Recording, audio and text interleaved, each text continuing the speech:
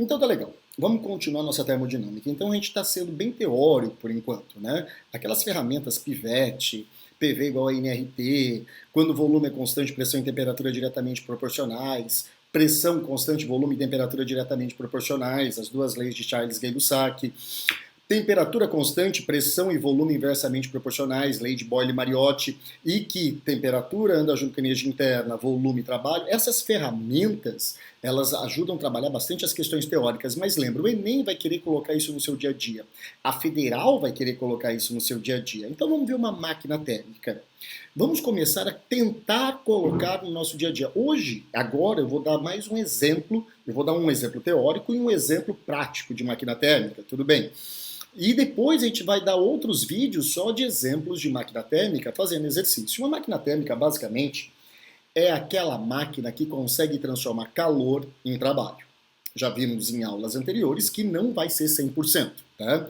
Mas basicamente é transformar calor em trabalho. É isso que a gente faz com a máquina térmica. Então, olha só, vamos dar um croquis de máquina térmica que caiu já na Federal de Santa Catarina. O que uma máquina térmica faz? Ela pega uma fonte de calor, tá? Que nós chamamos de calor quente, temperatura quente. Gente, a gente pode associar isso a uma fornalha, né? Quando tem uma locomotiva, uma Maria-Fumaça, e o cara está colocando lá carvão na fornalha, aquilo é a nossa fonte quente, né? Que nós chamamos de calor quente, temperatura quente. Então, a nossa máquina térmica, ela vai tirar energia dessa fonte quente, né? Através de calor, que nós chamamos de calor quente, e aí ela vai realizar trabalho. Tá? Uma máquina térmica, então, ela transforma calor em trabalho. Mas lembra, existe uma máquina térmica com rendimento 100%? Não.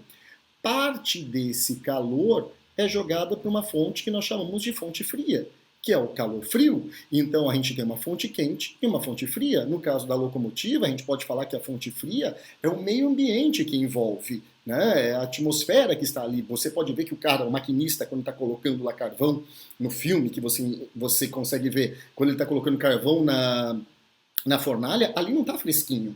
Ele está jogando calor para aquilo que nós chamamos de fonte fria.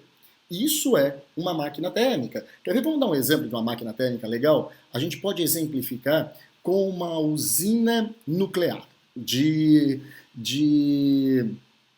geração de energia elétrica. Então, nós temos lá o envoltório de contenção. Ali no envoltório de contenção nós temos nosso circuito primário, tá? Então aqui que nós temos o nosso material radioativo.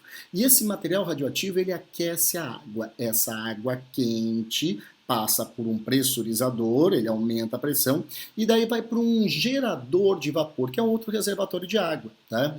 Então nesse reservatório de água começa a aquecer essa água e formar vapor de água. Nós podemos falar que aqui, ó, se a gente considerar todo esse sistema, a gente podia fazer uma analogia que essa aqui é a nossa fonte quente, é a nossa fonte de energia. Esse vapor vai passar pelas turbinas, fazendo elas girarem, um movimento mecânico esse vapor vai fazer. E daí, vocês vão estudar isso em eletromag, né?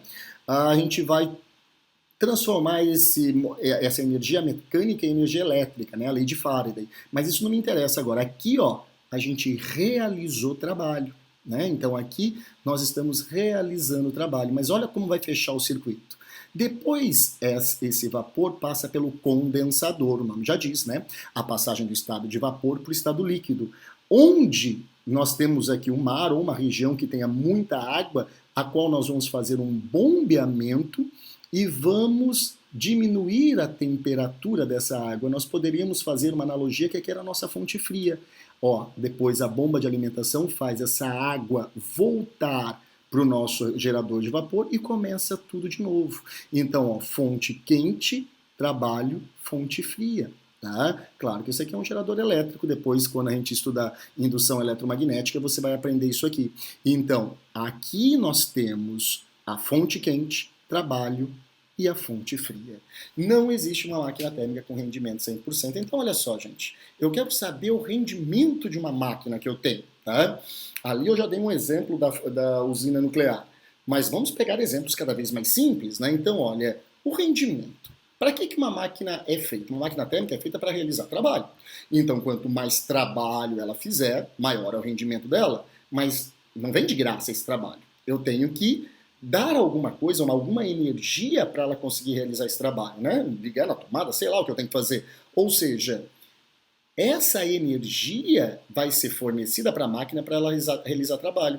Quanto menor a energia que eu tenho que fornecer e mais trabalho ela conseguir me dar, maior é o rendimento dela, né? Então eu tenho aquela, meu Deus, aquele eletrodoméstico que eu quase não gasto energia, mas trabalha muito bem. O rendimento dele é muito bom, né? Então, olha, o rendimento seria o trabalho sobre a energia. Trabalho sobre a energia, que é o calor quente, tá? Então, olha só o que acontece. Aqui vamos aumentar a nossa máquina. Eu tenho calor saindo daquela que nós chamamos fonte quente e parte se transformando em trabalho. Então, calor, parte se transforma em trabalho, mas eu não tenho uma máquina com rendimento 100%. Parte é jogado para a fonte fria. Então, olha, esse calor quente, ele se divide.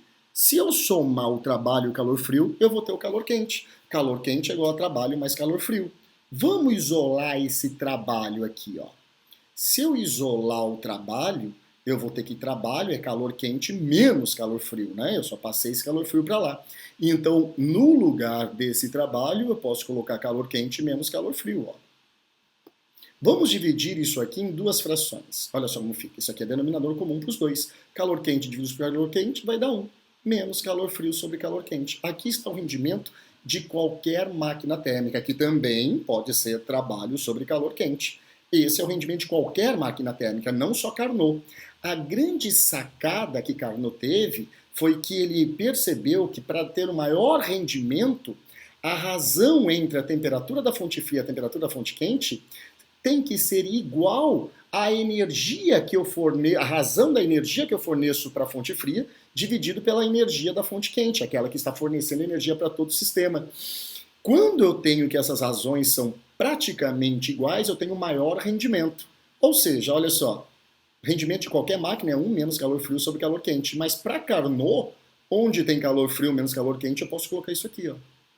Então, isso aqui é só Carnot, isso aqui é para qualquer máquina, tá? Então, ó, qualquer máquina, rendimento é igual a trabalho sobre calor quente. Trabalho é calor quente menos calor frio, a gente chega nisso. Só para Carnot, nós temos que N, o rendimento é 1 menos temperatura fria, sobre temperatura quente. Não existe uma máquina térmica com rendimento 100%.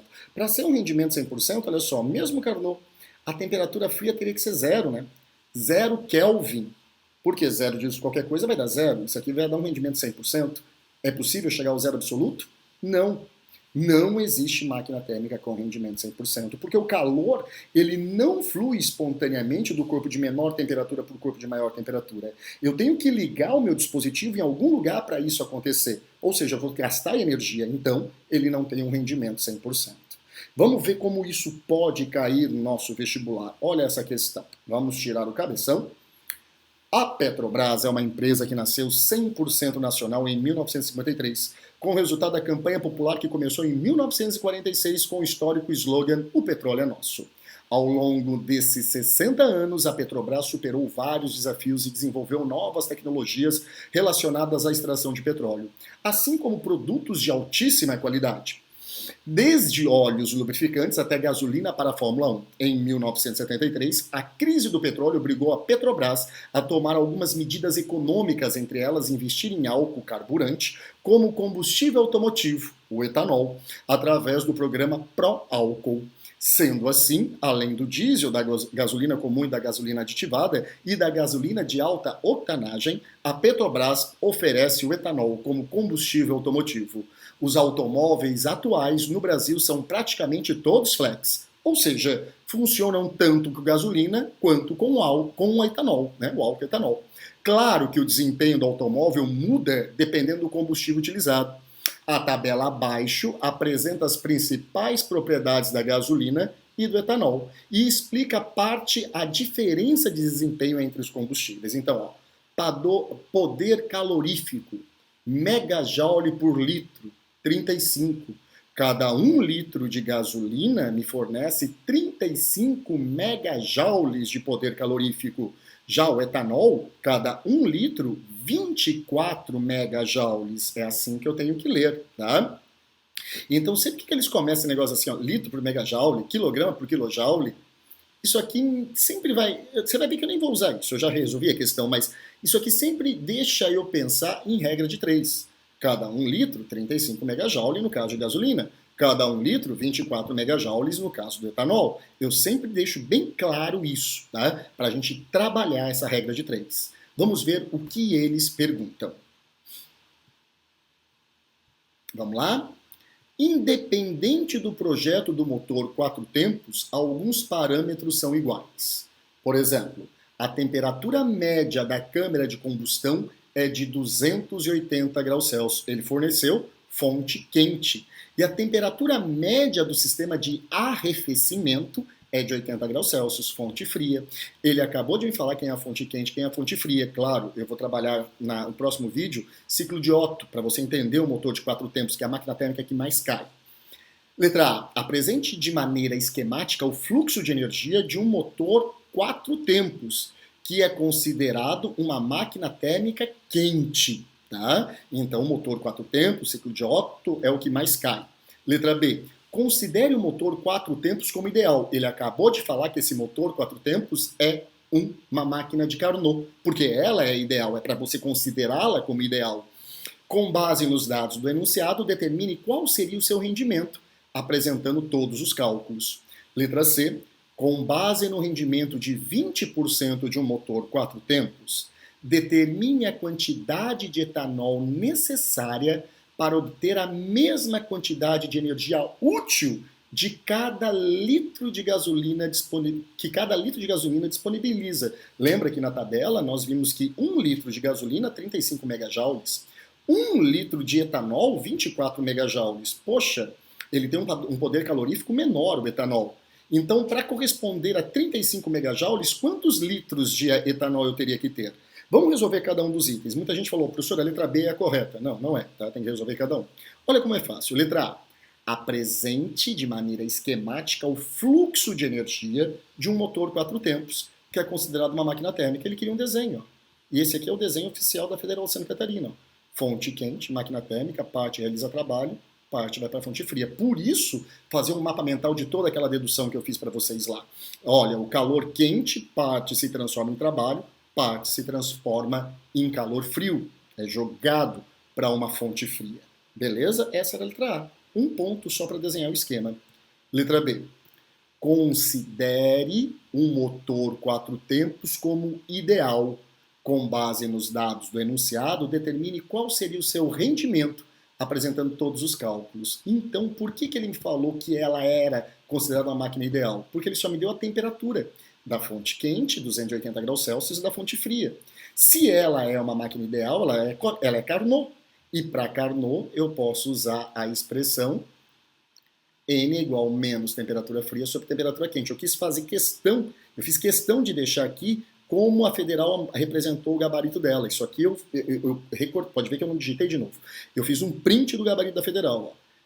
Ele passou a fonte fria, a fonte quente, as suas temperaturas, para Kelvin, é a pegada clássica, tem um rendimento de 36%.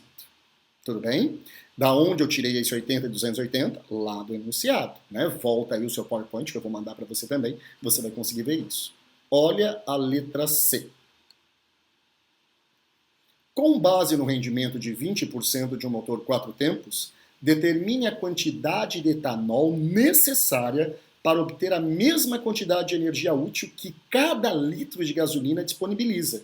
Lembra, a tabela, volta ao seu PowerPoint para olhar lá, a tabela diz que cada 1 litro de gasolina disponibiliza 35 megajoules. Tá? Só que ele tem um rendimento só de 20%. Se eu calcular 20% de 35 megajoules, eu vou descobrir que somente 7 megajoules são utilizados para o carro andar. Porque ele disse, ó, com base no rendimento de 20%. Então, na tabela está dizendo que cada 1 litro me dá 35 megajoules. Só que desses 35, o carro só consegue aproveitar 20%. 20% de 35 é a mesma coisa pegar 35 e multiplicar por 0,2. vai dar 7. Então, cada 1 litro de gasolina, eu só consigo aproveitar 7 megajoules. Meu carro, né? Já se é etanol, na tabela está que cada 1 litro é 24 megajoules. 20% vai dar 4,8. Então, 1 litro de etanol, o meu carro só consegue aproveitar 4,8 megajoules. Enquanto 1 litro de gasolina, 7 megajoules. É óbvio que para o etanol ter conseguir dar a mesma energia para o meu carro, 7 megajoules, eu não posso usar só 1 litro. Eu tenho que usar mais que 1 litro. Então, olha, eu quero descobrir quanto que eu tenho que dar, quantos litros eu tenho que dar para o meu carro de etanol para que ele consiga aproveitar 7 megajoules. Então, olha, 1 litro de etanol é 4,8 megajoules de energia útil. Para que ele consiga 7 megajoules, que é o que a gasolina consegue dar, quantos litros? Regra de 3, 1,46 litros. Essa foi uma questão discursiva da Federal de Santa Catarina. Então, vamos fazer mais um exercício de máquina térmica, esse da UEPG. Ó, uma máquina térmica ideal, ele falou ideal, então é Carnot, opera de acordo com o ciclo de Carnot, realizando um ciclo a cada 2 segundos. E possui uma eficiência de 20%, um rendimento, uma eficiência.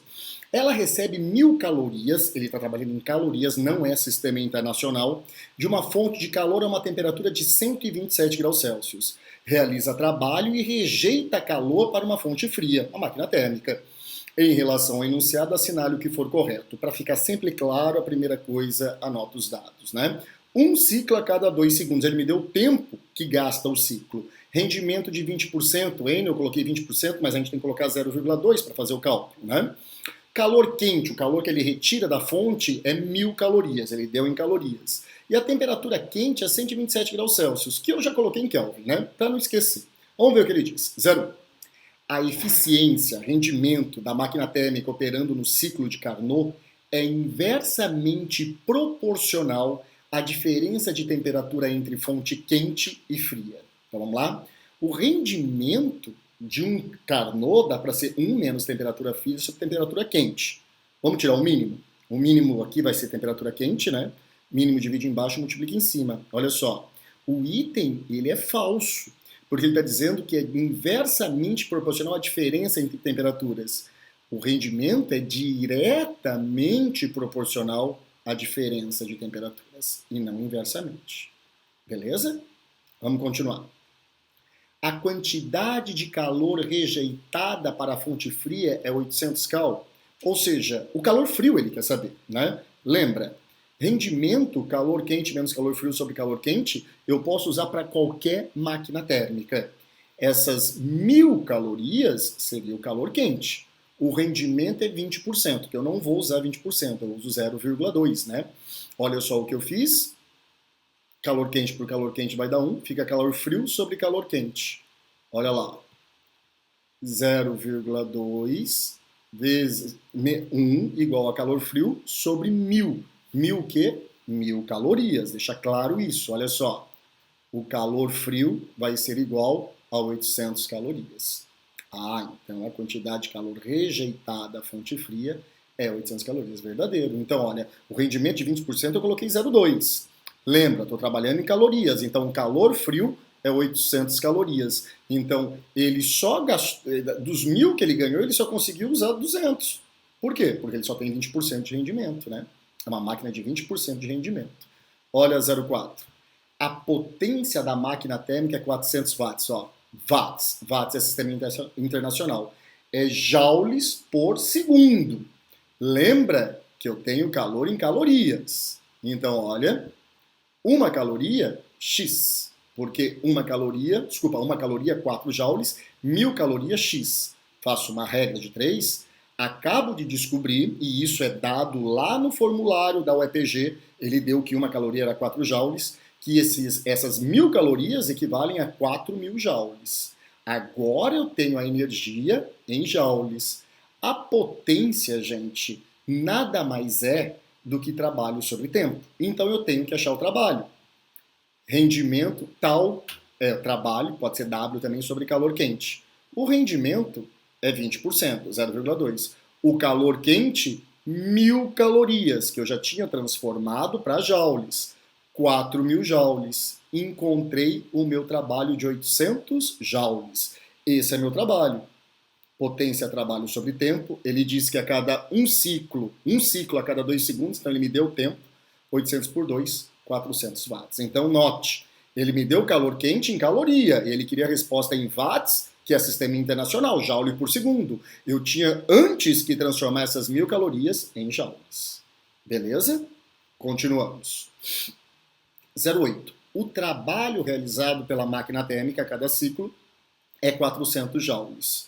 A gente já achou que o trabalho a cada ciclo é 800 joules. Então o item é falso. Vamos fazer mais um?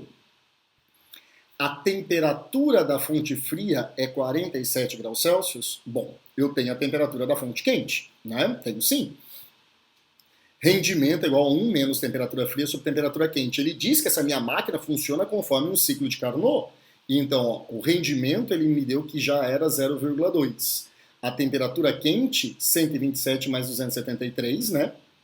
Por que isso? Porque eu tenho que trabalhar ela em Kelvin. Agora eu resolvo essa matemática. Mais 1 passa para lá, menos 1. Vai dar 0,2 com menos 1, que vai dar 0,8. Menos com menos vai dar mais.